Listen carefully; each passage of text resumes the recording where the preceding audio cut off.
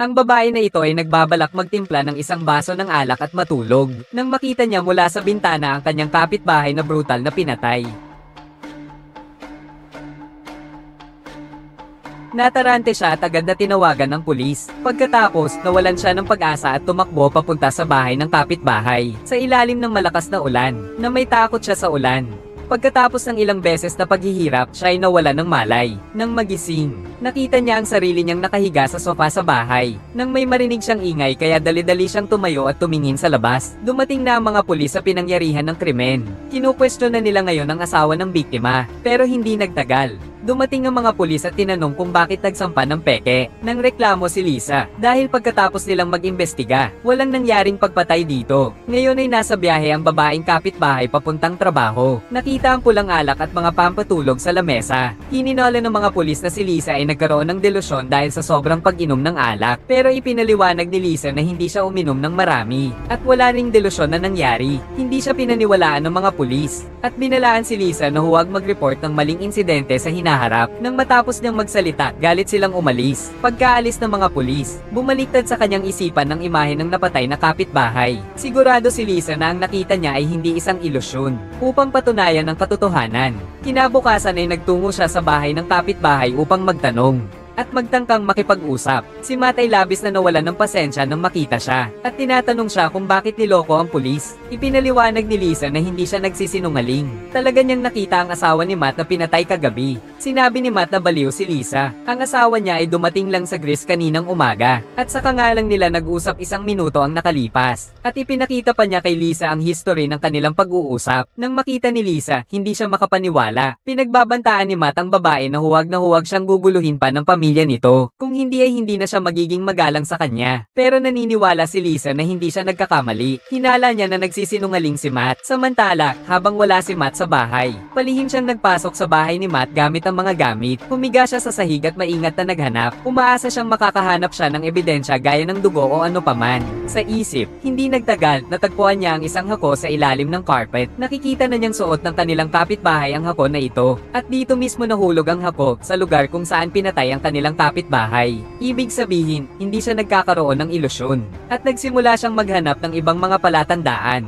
At sa puntong ito, bumalik si Matt kasama ang kanyang anak na nagpasama sa kanya ng kaunting hiya. Nakita ni Lisa na pumasok sa bahay ni Matt kaya't labis na nagalit si Matt. Matigas niyang pinatakas si Lisa mula sa bahay. Kaya't napilitan si Lisa na maghanap ng matalik na kaibigan upang magsalaysay. Pagkatapos marinig ito, inisip din ng matalik na kaibigan niya na baka siya nga ay may mga delusyon. Bilang mungkahi, sinabi niyang maglakbay ang kaibigan upang mapawi ang nararamdaman. Baka nga matulungan itong malampasan ng takot niya sa ulan. Nang marinig iyon ni Lisa, parang may katuturan. Kinabukasan, nag-empake siya papuntang paliparan. Habang naghihintay siya ng kanyang flight, bigla niyang nakita ang isang travel poster. Sa pakikipag-usap sa isang empleyado, nalaman niya na nagbukas lang ng flight papuntang Hilak ngayong bagong taon. Ibig sabihin, nagsisinungaling si Matt. Dahil kahapon sinabi ni Matt sa asawa niya na nasa business trip siya sa Hilak. Pero ngayong taon, walang flight na pumunta sa Hilak. Tiyak na makukumbinsi ng ebidensyang ito ang pulis na maniwala sa akin. Kaya pumunta siya sa istasyon ng pulis dala ang kanyang mga gamit. Ipinakita nila ang hako na natagpuan sa bahay ni Matt at sinabing nagsisinungaling sa kanila si Matt. Pero kahit may ebidensya na, iniisip pa rin ng pulis na babae na may delusyon si Lisa. Masusing sinuri na nila ang crime scene. Ano namang kakaiba kung may nahulog na hako sa bahay? Hiniling ni Lisa sa pulis na tawagan ng kapitbahay upang tiyakin kung buhay pa ito o hindi. Ngunit sinabi ng pulis na hindi ito kinakailangan dahil hindi pa rin sila naniniwala sa kanya. Lumabas si Lisa mula sa istasyon ng pulis at nagdesisyong hanapin ang katotohanan mag-isa. Nang papunta siya sa kanyang sasakyan,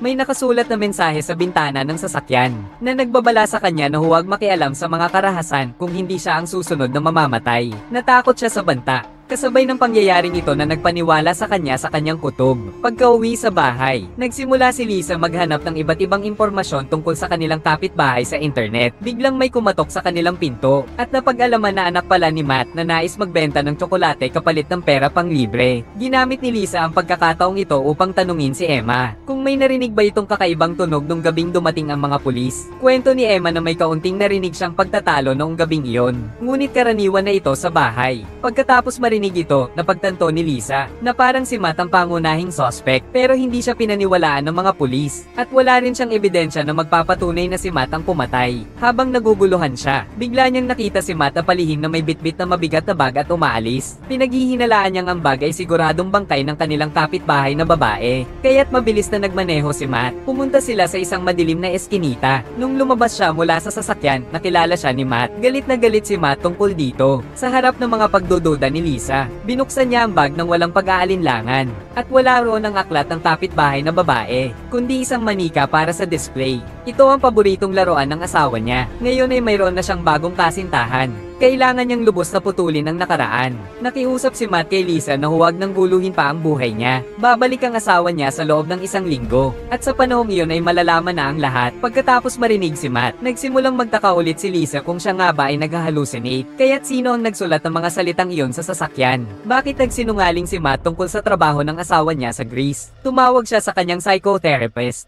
Gusto niyang ipaliwanag ng doktor, ngunit bigla niyang nakita ang hardinero na may hawak na martilyo papunta sa bahay ni Matt. Ang kakaibang kilos na iyon ay nagbigay sa kanya ng takot, at nagduda pa siya na may koneksyon ng hardinero sa pamilya ni Matt. Ang kamatayan ng kapitbahay ay tiyak na may kinalaman sa hardinero. Hardin. Habang iniisip niya, lalong naguguluhan si Elle at tumakbo palabas ng bahay. Pero umuulan sa labas, kaya't mayroon siyang phobia sa ulan at hindi makatakbo ng ilang hakbang. Ngunit sa pagkakataong ito, ipinaglalaban niya ang kanyang takot. Maaaring mapahamak ang pamilya ni Matt. Si Elle, na may matigas na katawan, ay nagsusumikap magpatuloy. Sa wakas, narating niya ang pintuan ng bahay. Ngunit pagbukas niya ng pinto, nabulag siya nang nakita niyang tanawin. Nakita niyang nakahandusay ang hardinero sa pool ng dugo, at nalaman niyang kakatanggap lang niya ng tawag para sa paghahatid ng martilyo. Sa puntong iyon, narinig ang sigaw ni Emma mula sa loob ng kwarto. Nagmamadaling tumakbo si Lisa, pero pagpasok niya, nakita niyang si Matt din ay nakahandusay sa dugo, at hawak ni Emma ang martilyo sa kamay. May kakaibang ngiti sa kanyang labi. Natulala si Lisa nang makita niya ito. Ipinaliwanag ni Emma na iyon lang ang ginawa nito. Ginamit daw nito ang kutsilyo para patayin ang kanyang stepmother. Dahil nangako ang stepmother na bibilhan siya ng crayon pero hindi ito natupad.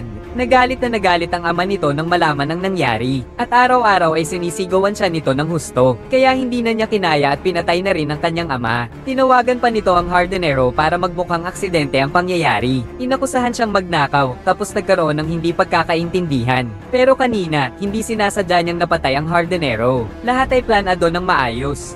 Hindi inaasahan na manggugulo pa si Lisa. Ngayon kailangan niyang patayin si Lisa para mawala ang saksi. Alam niya ang buong katotohanan. Totally na panic si Lisa. Hindi siya makapaniwala na si Emma pala ay isang maliit na demonyo. Hindi pa siya nakaka-recover. Sinaksak siya ni Emma. At pareho silang naglaban. Pero hindi inasahan ni Lisa na hindi niya kayang talunin ng isang batang 6 na taon. Binugbog siya ni Emma ng malupit. Pero dahil matanda pa rin siya, may konting laban pa rin siya. Kinabukasan, natagpuan ng pulis ang katawan ng kapitbahay na babae sa gubat. Sa wakas, naniwala na sila na hindi si Lisa ay may halusinasyon. Humingi ng tawad ang pulis sa kanya, at natapos na ang lahat mula noon. Sa wakas, matagumpay na nalampasan ni Lisa ang takot sa ulan. At kasama ang masikasong psychiatrist na doktor, nagkasama sila.